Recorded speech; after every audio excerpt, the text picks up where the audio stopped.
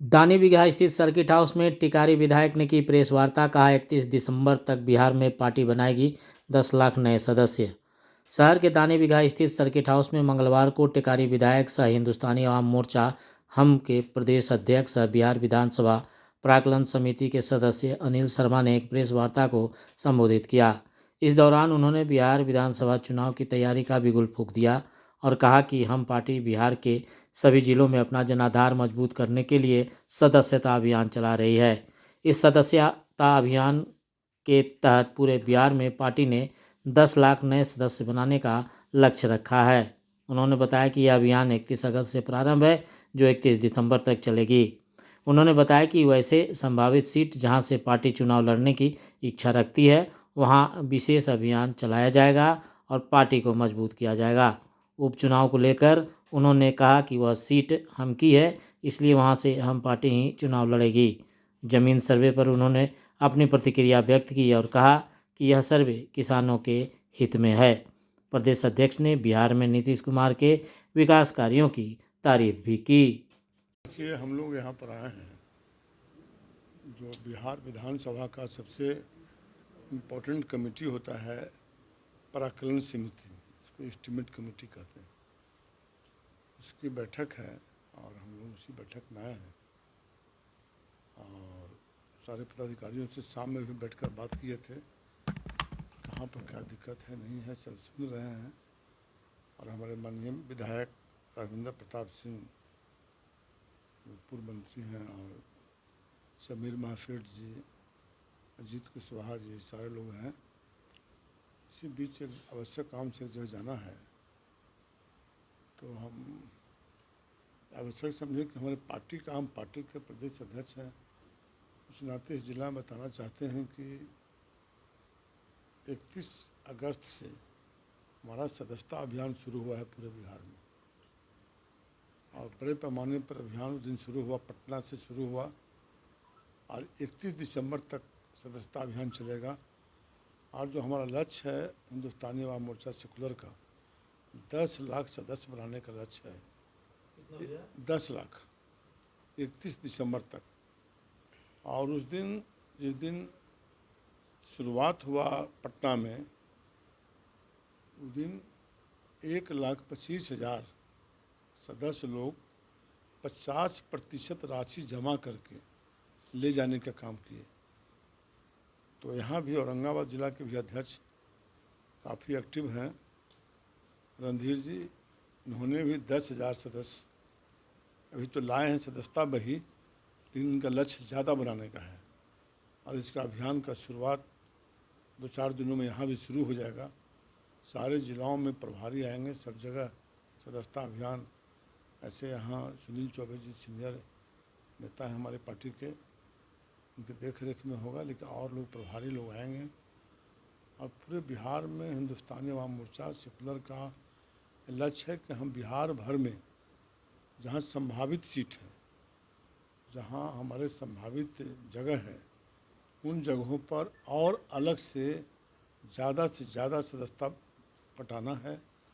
और वहाँ हम नवंबर महीना से वैसे खास करके विधानसभा जहाँ संभावित क्षेत्र है, जहाँ हम लड़ना चाहते हैं, वहाँ हम विधानसभा वाइज सम्मेलन करेंगे। इस बार हम जिला सम्मेलन नहीं, विधानसभा वाइज सम्मेलन करेंगे। और सम्मेलन करके मार्च के प्रथम सप्ताह में, डेट करीब तय है, कि 2 दिन आगे पीछे करीब हो सकता है, 9 मार्च को बड़ी रैली पटना के गांधी मैदान में करेंगे। और हिंदुस्तानी अवाम मोर्चा सेकुलर आज के डेट में काफ़ी मजबूत संगठन है, किसी दल से हम पीछे नहीं हैं। आने वाला समय बिहार में यह पार्टी बहुत मजबूत होकर उभरेगा। और सौभाग्य है इस पार्टी का कि केंद्र में भी हमारे माननीय जीतनराम मांझी जी, जो बिहार के मुख्यमंत्री भी रह चुके हैं, केंद्र में अच्छे मंत्री पद पर आज सुशोभित कर रहे हैं। बिहार में भी हम लोग मंत्री हैं, और एक घटक दल, मजबूत घटक दल के रूप में एनडीए के साथ है। और हम लोग इसलिए कर रहे हैं कि हमारी पार्टी मजबूती से चुनाव लड़े, जितना सीट मिलेगा सभी सीटों पर इस बार जीत दर्ज कराएंगे। कुछ उम्मीद है क्या कि कितने सीटों पर लड़ना? नहीं, अभी उम्मीद की की बात हम लोग नहीं रखे हुए हैं ना। अभी तो दावा एनडीए घटक, देखिए दावा नहीं कुछ है, हमारा बहुत सौहार्दपूर्ण वातावरण में दावा होगा। और एनडीए घटक से जिस तरह से पिछले बार सीट मिला था, तो ताकत धीरे धीरे बढ़ता है, ताकत इजाफा हो रहा है बिहार में हम पार्टी का, तो स्वाभाविक है सीट बढ़ना। लेकिन ऐसा नहीं होगा सीट के चलते हम लोग कहीं मंदिर फोड़ने लग जाएंगे। हम लोगों का गठबंधन 100% होगा और उसी गठबंधन के तहत चुनाव लड़ेंगे। लेकिन हम बिहार में तलाश रहे हैं कि हमारा पार्टी कहाँ कहाँ मजबूत है, किन जगहों पर है, और वहाँ पर इंडिया गठबंधन से गठबंधन होगा, हम लोग चुनाव जीतेंगे। और बिहार में 2025 में बिहार के माननीय मुख्यमंत्री नीतीश कुमार जी के नेतृत्व में फिर भारी बहुमत की सरकार 2010 की तरह बनने वाली है, यह आपको बता देना चाहते हैं। लैंड सर्वे को लेकर बड़ी हताशा में किसान हैं। कोई हताशा नहीं है। देखिए, कोई काम मुख्यमंत्री जी करते हैं तो अच्छे काज के लिए करते हैं, सरकार हमारा अच्छे काज के लिए करती है। आप वो अभी पता नहीं चला है, उनको पता चल जाएगा जब इसका धीरे धीरे काम शुरू हो जाएगा। अभी शुरू में लगता है कुछ हताशा, ठीक है, आगे बढ़ कर लगेगा कि कितना बढ़िया काम हुआ। उनका ज़मीन कहाँ है, क्या है, अब उनका दूसरा पीढ़ी आवेगा, तीसरा पीढ़ी आवेगा, तो ज़मीन पता चलेगा। कोई कब्जा कर लिया, कोई पर्चा दे दिया, कोई उस पर स्कूल बना लिया, कोई मंदिर बना लिया, कोई घेर लिया। तो इस तरह से सबका अपना जानकारी होना चाहिए कि आपका ज़मीन कौन है, उनको सुरक्षित हो जाएगा। ज़मीन के मामला में बहुत सुखी हो जाएंगे। आज के लड़के जो हैं, अब उनके पिता बाबा वो बेचारे गांव पर रहते थे ज़्यादा, अब उनके बच्चे जो हैं बाहर में रहते हैं। अब बाहर में बच्चे रहते हैं, बंगलुरु रहते हैं, बम्बई रहते हैं, दिल्ली रहते हैं, विदेश रहते हैं। उनको पता नहीं कि हमारे बाप दादा ने क्या क्या अर्जित किया है। अब वो ज़मीन का कागज़ नहीं मिलेगा, उनको ज़मीन धीरे धीरे हाथ से छूट जाएगा, तो उनको जानकारी हो जाएगी कि ये पक्का ज़मीन आपका है, ये आपके इसके मालिक हैं। पप्पू यादव ने कहा कि यह किसानियों के कमाई का स्रोत बन गया है। देखिए, अब पप्पू जी क्या बोलते हैं, कोई क्या बोलता है, वो तो अलग बात है। लेकिन बिहार में कमाई का स्रोत के लिए काम नहीं किया गया है। हमारे मुख्यमंत्री जो भी काम करते हैं बिहार के हित में करते हैं। 2005 से 19 वर्ष सरकार की हो गई, 19 वर्षों में बिहार में कितना कार्य हुआ है। तो हर कार्य जब शुरू होता है तो लोग कहते हैं कि खराब काम हुआ, लेकिन जब कार्य हो जाता है तब पता चलता है पहले क्या था बिहार में।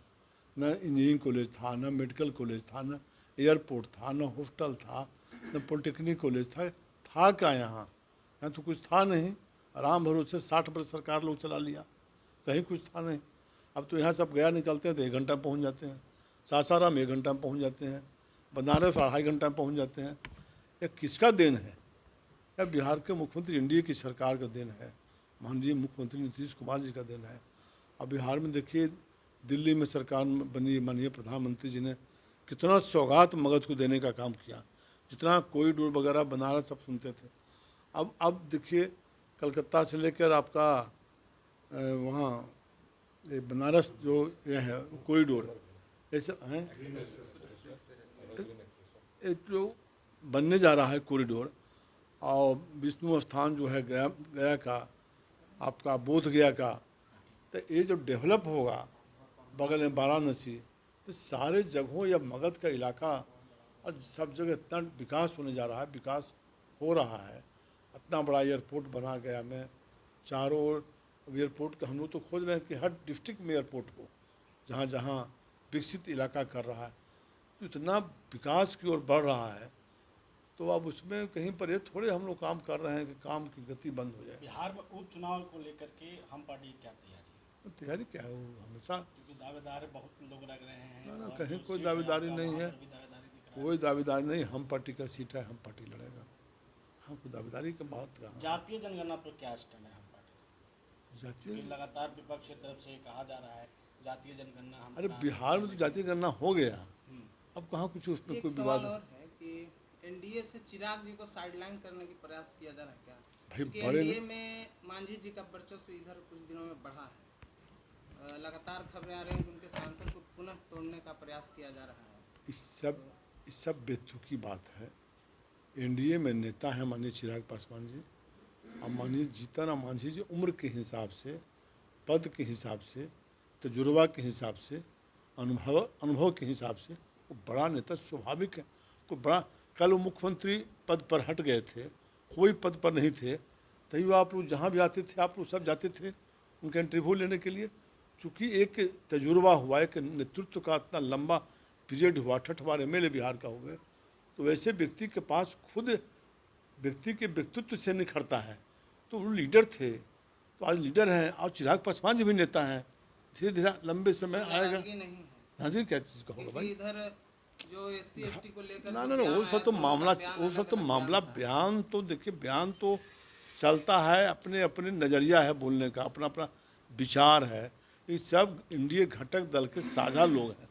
आज सबकी बिहार में आज देश में एक सहयोग रहा है, तब जाके देश के प्रधानमंत्री माननीय नरेंद्र भाई मोदी जी बने हैं।